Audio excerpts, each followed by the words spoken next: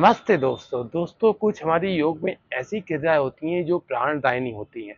दोस्तों जो हमारी ये आज हम जिस अभ्यास के बारे में बात करने वाले हैं उसका नाम है गुदा संकोचन।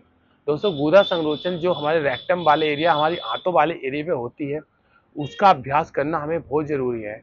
जिन्हें पाइल्स की समस्या है और कब्ज एसिडिटी जैसी समस्या है तो उनके लिए बहुत अच्छा अभ्यास है, ये रामबाण अभ्यास है।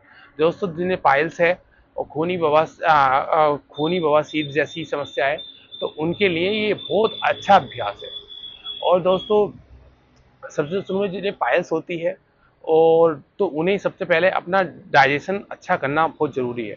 जब तक हमारा डाइजेशन अच्छा नहीं होगा और जब तक हमारा खान पीन अच्छा नहीं होगा, जब तक हम इस अब पाइल्स की समस्या को ख़त्म नहीं कर सकते। तो हमारा डाइजेशन हमारा क्योर होगा, तो जब तक हम ये पाइल्स की समस्या को ख़त्म नहीं कर सकते। तो हमें डाइजेशन अपना अच्छा करना पड़ेगा और मजबूत करना पड़ेगा। तो आज जो हमारी गुदा संकोचन की क्रिया है रेक्टम वाले एरिया पे, जो हमारे आंतों वाले एरिया पे हम एक प्रकार से वैक्यूम बनाकर ऊपर को खींचना।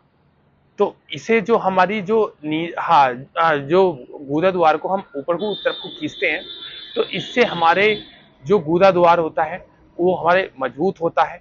और इससे आगे जाके हम हमारे जो रेक्टम वाले एरिया पे आगे जाके कोई इतना जितना मजबूत होगा उतनी हमारे ऐसी ब्लड की जो ब्लड निकलता है और जिन्हें पाइल्स की समस्या है तो वो समस्या खत्म होगी बहुत जल्दी। जिन्हें पाइल्स की समस्या है और इस अभ्यास को करते हैं तो आपको बहुत 4 से 5 दिन में आपको इम्प्रूवमेंट आना चालू हो जाएगा। तो आप सिंपल से इस अभ्यास में कोई बाउंडेशन नहीं है, कोई भी आपने कब किस करना चाहिए, कब करना चाहिए।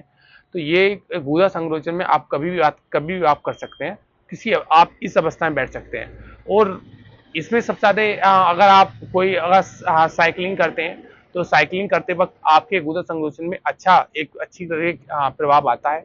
मगर आजकल साइकिल तो ऑलमोस्टली किसी के पास है नहीं और सब आजकल दो पहिया वाहन सबके पास मोटरसाइकिल है, बाइक है।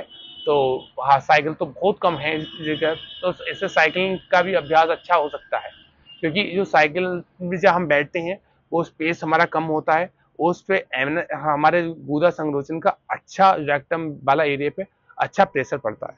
तो दोस्तों अब हम इस अभ्यास को करेंगे, गहरा सांस लेंगे और अपने जो हमारा ये मूलाधार चक्र है, जो हमारा गुदा संकोचन है, उसे हम ऊपर खींचने की कोशिश करेंगे, एक वैक्यूम बनाएंगे।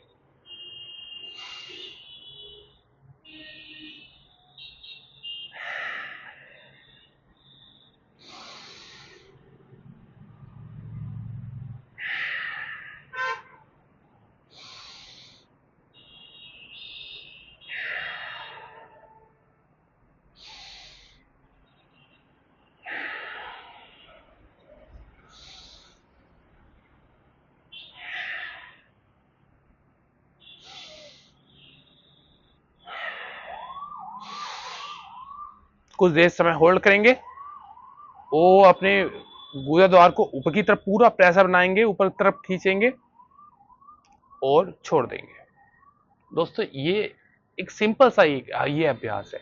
आपको 2 बार 3 बार, आपको जितना 2-3 बार आप कर सकते हैं और इससे बहुत बेनिफिट मिलेगा आपको।